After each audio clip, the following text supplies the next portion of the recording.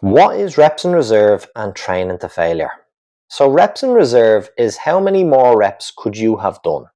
So if you perform an exercise, let's say push-ups, and you perform 10 push-ups, and that was as many push-ups as you could perform. If I put a gun to your head, you said I have 0 left. 10 reps for push-ups was RIR 0 for you. So if you then perform 8 push-ups, that is RIR 2 because you are purposefully leaving 2 reps in reserve. We use this system to ensure our training is challenging, but also that we are training in a sweet spot so that our recovery is really good as well as getting a really good stimulus. Let's talk about failure. There's 2 types.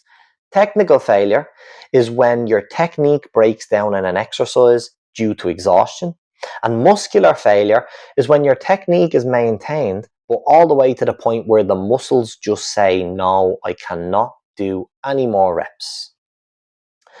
For the most part, we're going to avoid muscular failure and stick to technical failure on dangerous lifts such as bench press, deadlift, barbell squat, any exercises where your injury risk becomes really high when training RIR 0, we will always think of technical failure.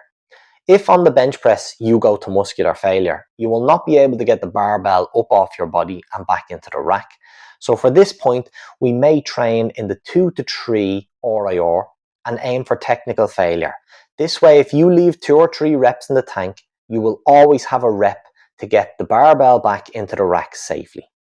So a quick guide to RIR here is 4 to 5 should not feel very challenging.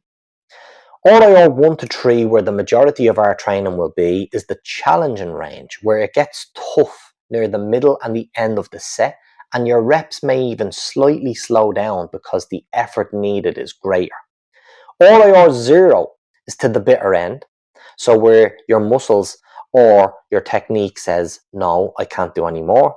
And RIR 5 is very useful for warm-up sets, but also for explosive power training and plyometrics, where you want to be as explosive as possible, but you want to build up as little fatigue as possible.